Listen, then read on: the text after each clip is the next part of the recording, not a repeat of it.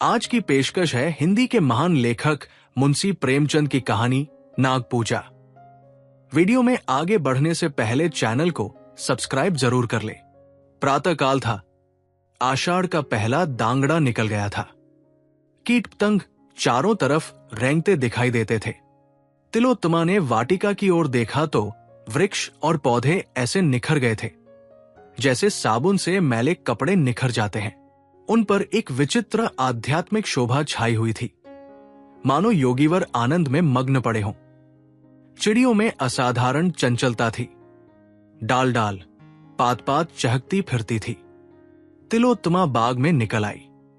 वो भी इन्हीं पक्षियों की भांति चंचल हो गई थी। कभी किसी पौधे को देखती, कभी किसी फूल पर पड़ी हुई जल की बूंदों को हिलाकर अपने मुंह पर उसके शीतल छींटे डालती। लाल बीर बहुटिया रेंग रही थी। वो उन्हें चुनकर हथेली पर रखने लगी। सहसा उसे एक काला बृहदकाय सांप रेंगता दिखाई दिया। उसने चिल्लाकर कहा, अम्मा अम्मा, नागजी जा रहे हैं, लाओ थोड़ा सा दूध उनके लिए कटोरे में रख दूं। अम्मा ने कहा, जाने दो बेटा, हवा खाने निकले होंगे। तिलोत्तमा, गर्मियों में कहां चले जाते हैं, दिखाई नहीं देते। मां, कहीं नहीं बेटी, अपनी बॉबी में पड़े रहते हैं।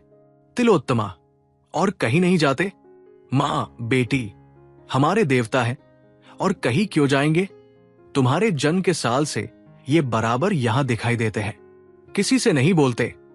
बच्चा पास से निकल जाए पर जरा भी नहीं ताकते। आज तक कोई चूहिया भी नहीं पकड़ी। तिलोत्तमा, तो खाते क्या होंगे? मां, बेटी, ये लोग हवा पर रहते हैं, इसी से इनकी आत्मा दिव्य हो जाती है। अपने पूर्वजन्म की बातें इन्हें याद रहती है। आने वाली बातों को भी जानते हैं। कोई बड़ा योगी जब अहंकार करने लगता है तो उसे दंड स्वरूप इस योनि में जम लेना पड़ता है। जब तक प्रायश्चित पूरा नहीं होता तब तक वो इस योनि में रहता है। कोई कोई तो 100-100, 200-200 वर्ष तक जीते रहते हैं। तिलोत्तमा, इनकी पूजा न करो तो क्या करें? मां, बेटी, कैसी बच्चों की सी बातें करती हो। नाराज हो जाएं तो सिर पर न जाने क्या विपत्तियां पड़े। तेरे जन्म के साल पहले पहल दिखाई दिए थे, जब से साल में 10-5 बार अवश्य दर्शन दे जाते हैं। इनका ऐसा प्रमाद है कि आज तक किसी के सिर में दर्द तक नहीं हुआ। कई वर्ष हो गए। तिलोत्तमा बालिका से युवती हुई। विवाह का शुभ अवसर आ पहुंचा। बारात आई, विवाह हुआ। तिलोत्तमा के पति गृह जाने का मुहूर्त आ पहुंचा। नई वधू का श्रृंगार हो रहा था। भीतर बाहर हलचल मची हुई थी। ऐसा जान पड़ता था भगदड़ पड़ी हुई है। तिलोत्तमा के हृदय में वियोग, दुख की तरंगे उठ रही है। वो एकांत में बैठकर रोना चाहती है। आज आता पिता, भाई बंद, सखियां सहेलियां सब छूट जाएंगी। फिर मालूम नहीं कब मिलने का संयोग हो। न जाने अब कैसे आदमियों से पाला पड़ेगा।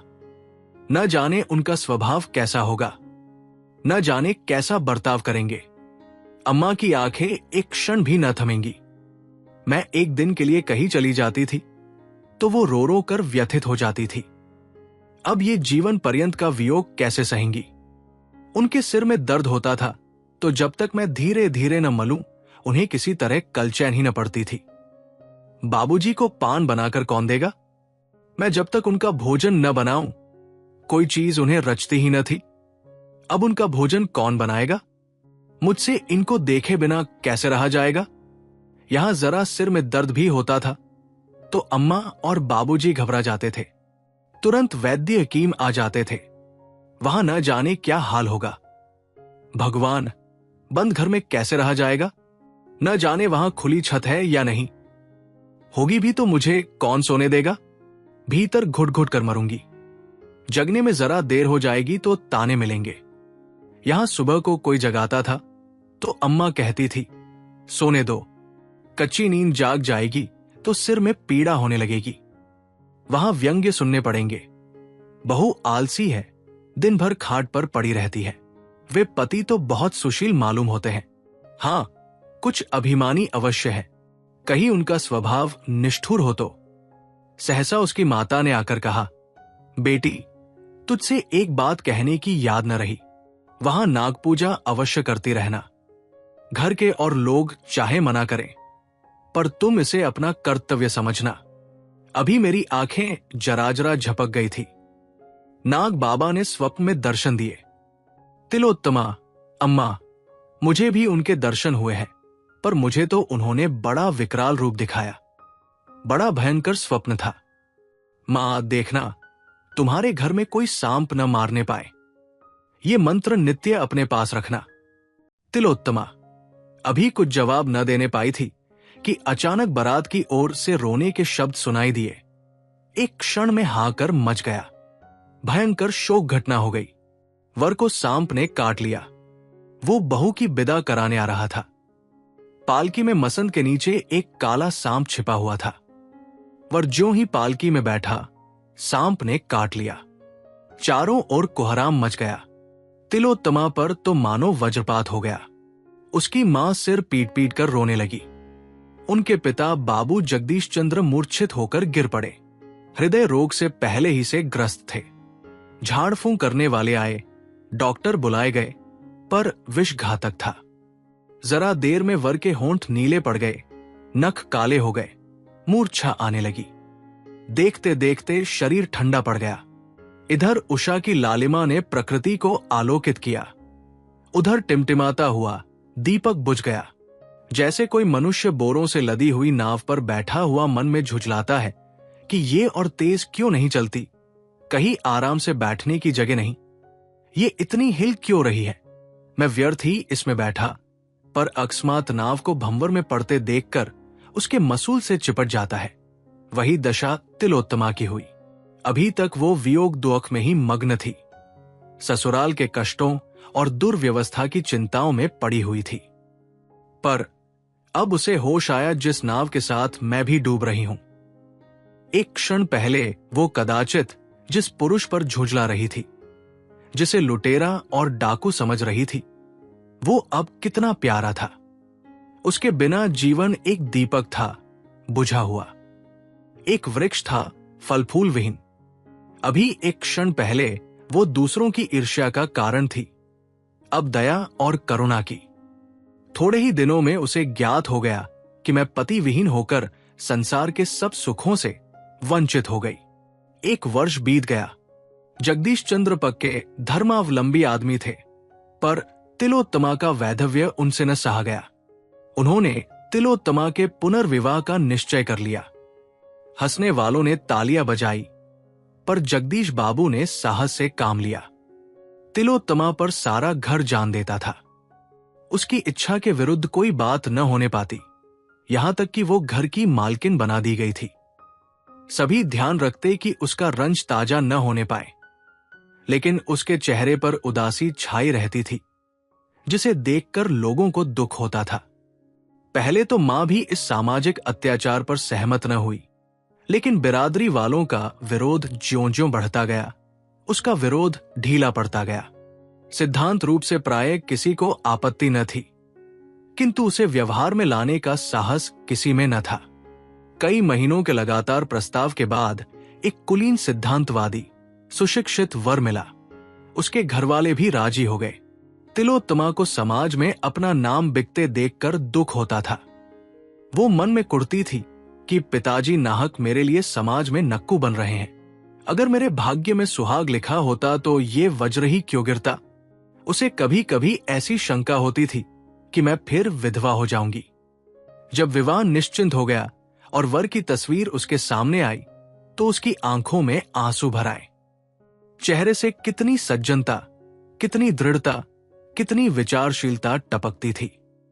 वो चित्र को लिए हुए माता के पास गई और शर्म से सिरे झुकाकर बोली, अम्मा, मुझे मुंह तो न खोलना चाहिए, पर अवस्था ऐसी आ पड़ी है कि बिना मुंह खोले रहा नहीं जाता। आप बाबूजी को मना कर दें। मैं जिस दशा में हूं संतुष्ट हूं। मुझे ऐसा भय हो रहा है कि अब की फिर वही शोक घटना। मां ने सहमी हुई आंखों से देखकर कहा, बेटी, कैसी अजगुन की बात मुंह से निकाल रही हो। तुम्हारे मन में भय समा गया है, इसी से ये भ्रम होता है। जो होनी थी वो हो चुकी थी। अब क्या ईश्वर तुम्हारे पीछे पड़े ही रहेंगे? तिलोत्तमा, हाँ, मुझे तो ऐसा मालूम होता है। माँ, क्यों तुम्हें शंका क्यों होती है? तिलोत्तमा, क्या जाने क्यों? कोई मेरे मन में बैठ हुआ कह रहा है कि फिर अनिष्ट होगा। मैं प्राय नित्य डरावने स्वप्न देखा करती हूं। रात को मुझे ऐसा जान पड़ता है कि कोई प्राणी जिसकी सूरत सांप से बहुत मिलती जुलती है मेरी चारपाई के चारों ओर घूमता है। मैं भय के मारे चुप्पी साध लेती हूं, किसी से कुछ कहती नहीं। मां ने समझा ये सब भ्रम है, विवाह की तिथि नियत हो गई। ये केवल तिलोत्तमा का पुनर्संस्कार ही नहीं था, बल्कि समाज सुधार का एक क्रियात्मक उदाहरण था। समाज सुधारकों के दल दूर से विवाह में सम्मिलित होने के लिए आने लगे। विवाह वैदिक रीति से हुआ। मेहमानों ने खूब व्याख्यान दिए, पत्रों ने खूब आलोचनाएं की। बाबू जगदीश चंद्र के नैतिक साहस की सराहना होने लगी। तीसरे दिन बहू के विदा होने का मुहूर्त था। जनवासे में यथासाध्य रक्षा के सभी साधनों से काम लिया गया था। बिजली की रोशनी से सारा जनवासा दिनसा हो गया था। भूमि पर रेंगती हुई चीज दिखाई देती थी। आकाशी में न कहीं शिकन थी, न सिलवट और न झोल। शामियाना के चारों तरफ कनाते खड़ी कर दी गई थी। किसी तरफ से कीड़े मकोड़ों के आने की संभावना न थी, पर भावी प्रबल होती है। प्रातकाल के 4 बजे थे। तारागणों की बारात विदा हो रही थी। बहू की विदाई की तैयारी हो रही थी। एक तरफ शहनाइयां बज रही थी, दूसरी तरफ से विलाप की आर्तध्वनि उठ रही थी। पर तिलोत्तमा की आंखों में आंसू न थे। समय नाजुक था। वो किसी तरह घर से बाहर निकल जाना चाहती थी। उसके सिर पर तलवार लटक रही थी। रोने और सहेलियों से गले मिलने में कोई आनंद न था। जिस प्राणी का फोड़ा चिलक रहा हो, उसे जर्राह का घर बाग में सैर करने से ज्यादा अच्छा लगे तो क्या आश्चर्य है। वर को लोगों ने जगाया। बाजा बजने लगा। वो पालकी में बैठने को चला कि वधू को विदा करा लाए, पर जूते में पैर डाला ही था कि चीख मारकर पैर खींच लिया। मालूम हुआ पाव चिंगारियों पर पड़ गया। देखा तो एक काला सांप जूते में से निकलकर रेंगता चला जाता था। देखते देखते गायब हो गया। वर ने एक सर्द आह भरी और बैठ गया। आंखों में अंधेरा छा गया। एक क्षण में सारे जनवासे में खबर फैल गई। लोग दौड़ पड़े। औषधियां पहले ही रख ली गई थी। सांप का मंत्र जानने वाले कई आदमी बुला लिए गए थे। सभी ने दवाइयां दी। झाड़फूंक शुरू हुई। औषधियां भी दी गई, पर काल के सामने किसी का वश न चला। शायद मौत सांप का भेष धरकर आई थी। तिलोत्तमा ने सुना तो सिर पीट लिया। वो विकल होकर जनवासे की तरफ दौड़ी। चादर ओने की भी सुधि न रही।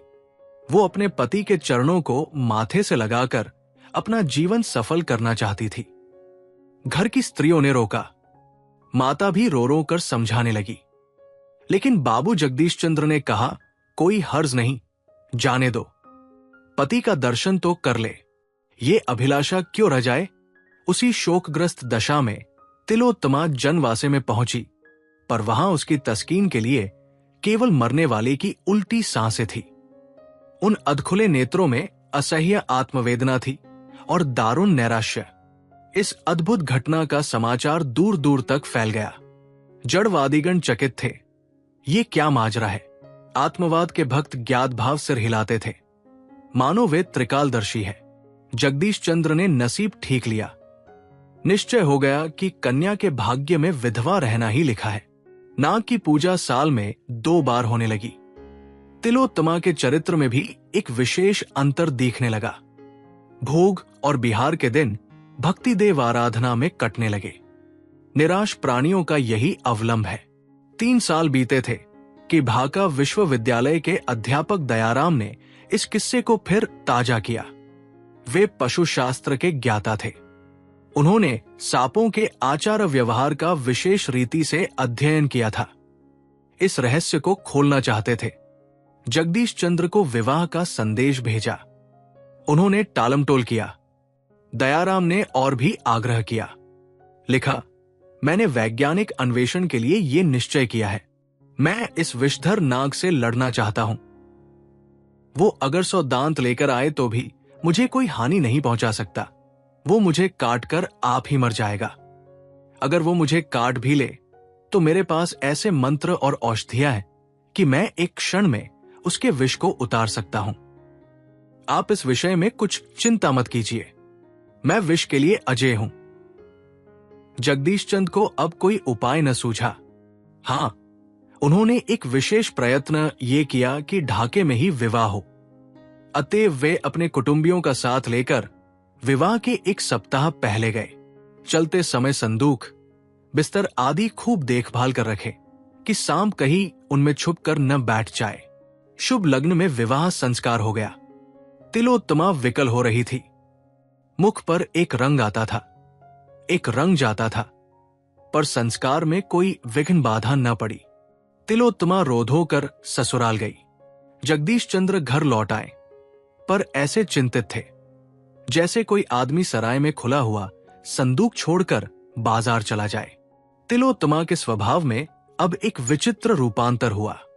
वो औरों से हंसती बोलती, आराम से खाती पीती, सैर करने जाती, थिएटरों और अन्य सामाजिक सम्मेलनों में शरीक होती। इन अवसरों पर प्रोफेसर दयाराम से भी बड़े प्रेम का व्यवहार करती, उनके आराम का बहुत ध्यान रखती। कोई काम उनकी इच्छा के विरुद्ध न करती। कोई अजनबी आदमी उसे देखकर कहकर सकता था, गृहिणी हो तो ऐसी हो। दूसरों की दृष्टि में इस दंपत्ति का जीवन आदर्श था, किंतु आंतरिक दशा कुछ और ही थी। उनके साथ शयनागार में जाते ही उसका मुख विकृत हो जाता, पलकें खुली रह जाती, नेत्रों से ज्वाला सी निकलने लगती और उनमें से झुलसती हुई लपटें निकलती, मुख पर कालिमा छा जाती। और यद्यपि स्वरूप में कोई विशेष अंतर न दिखाई देता, पर न जाने क्यों भ्रम होने लगता ये कोई नागिन है। कभी कभी वो फुफकारने भी लगती। इस स्थिति में दयाराम को उसके समीप जाने या उससे कुछ बोलने की हिम्मत न पड़ती। वे उसके रूपलावण्य पर मुग्ध थे, किंतु इस अवस्था में उन्हें उससे घृणा होती। उसे इसी उन्माद के आवेश में छोड़कर बाहर निकल आते। डॉक्टरों से सलाह ली, स्वयं इस विषय की कितनी ही किताबों का अध्ययन किया, पर रहस्य कुछ समझ में न आया। उन्हें भौतिक विज्ञान में अपनी अल्पज्ञता स्वीकार करनी पड़ी। उन्हें अब अपना जीवन असह्य जान पड़ता। अपने दुस्साहस पर पछताते नाहक इस विपत्ति में अपनी जान फंसाई। उन्हें शंका होने लगी कि अवश्य कोई प्रेतलीला है।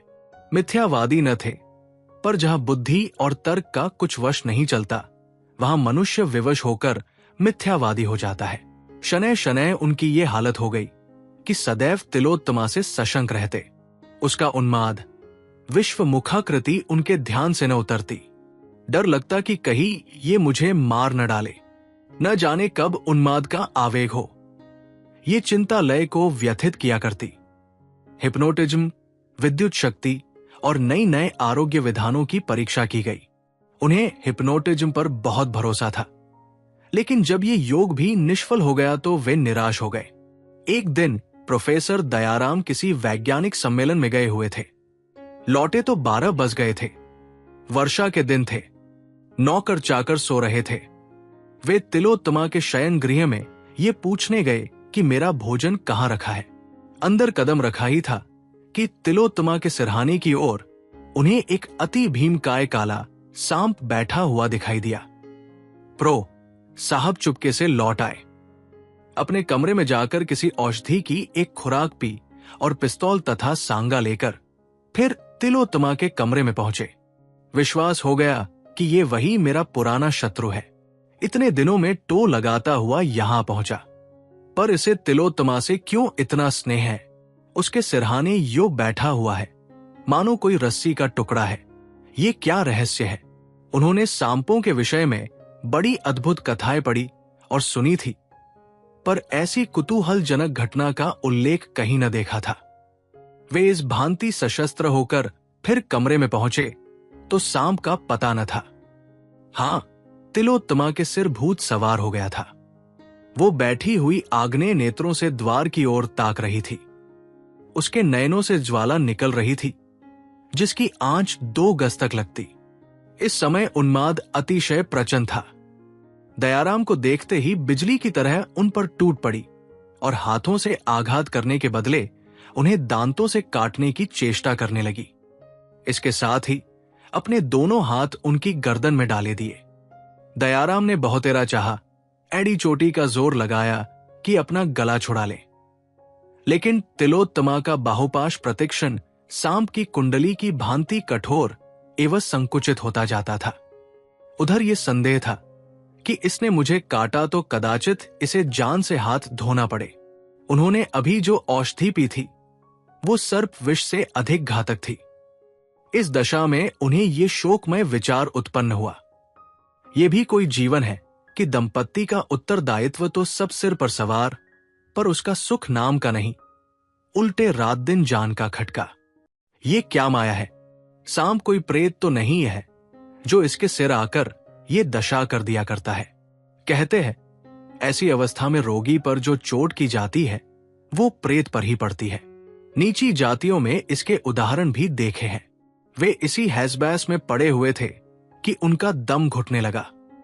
तिलोत्तमा के हाथ रस्सी के फंदों की भांति उनकी गर्दन को कस रहे थे। वे दीन असहाय भाव से इधर उधर ताकने लगे। क्यों कर जान बचे कोई उपाय न सूझ पड़ता था। सांस लेना दुस्तर हो गया, देह शिथिल पड़ गई, पैर थरथराने लगे। सहसा तिलोत्तमा ने उनकी बाहों की ओर मुंह बढ़ाया। दयाराम कांप उठे। मृत्यु आंखों के सामने नाचने लगी। मन में कहा, ये समय मेरी स्त्री नहीं, विषैली भयंकर नागिन है। इसके विष से जान बचनी मुश्किल है। अपनी औषधि पर जो भरोसा था वो जाता रहा। चूहा उन्मत्त दशा में काट लेता है तो जान के लाले पड़ जाते हैं। भगवान, कितना विकराल स्वरूप है। प्रत्यक्ष नागिन मालूम हो रही है।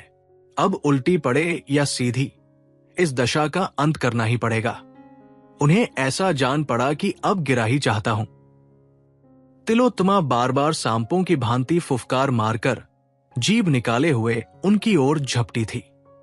एकाएक वो बड़े कर्कश स्वर से बोली, मूर्ख, तेरा इतना साहस कि तू इस सुंदरी से प्रेमालिंगन करे। ये कहकर वो बड़े वेग से काटने को दौड़ी। दयाराम का धैर्य जाता रहा। उन्होंने दाहिना हाथ सीधा किया और तिलोत्तमा की छाती पर पिस्तौल चला दी। तिलोत्तमा पर कुछ असर न हुआ। उसकी बाहें और भी कड़ी हो गई, आंखों से चिंगारियां निकलने लगी। दयाराम ने दूसरी गाली दाग दी। ये चोट पूरी पड़ी। तिलोत्तमा का बाहुबंधन ढीला पड़ गया। एक क्षण में उसके हाथ नीचे को लुढ़क गए, सिर झुक गया और वो भूमि पर गिर पड़ी। तब वो दृश्य देखने में आया जिसका उदाहरण कदाचित आलिफ लैला और चंद्रकांता में भी न मिले। वही पलंग के पास जमीन पर एक काला दीर्घकाय सर्प पड़ा तड़प रहा था। उसकी छाती और मुंह से खून की धारा बह रही थी। दयाराम को अपनी आंखों पर विश्वास न आता था। ये कैसी अद्भुत प्रेतलीला थी।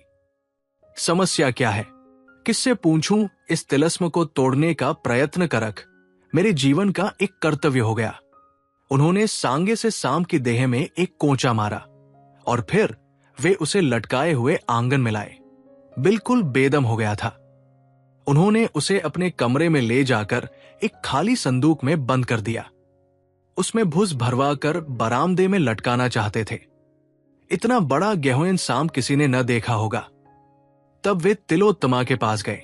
डर के मारे कमरे में कदम रखने की हिम्मत न पड़ती थी। हां, इस विचार से कुछ तस्कीन होती थी कि सर्प प्रेत मर गया है तो उसकी जान बच गई होगी। इस आशा और भय की दशा में वे अंदर गए तो तिलोत्तमा आईने के सामने खड़ी केश सवार रही थी। दयाराम को मानो चारों पदार्थ मिल गए। तिलोत्तमा का मुख कमल खिला हुआ था। उन्होंने कभी उसे इतना प्रफुल्लित न देखा था। उन्हें देखते ही वो उनकी ओर प्रेम से चली और बोली, आज इतनी रात तक कहाँ रहे?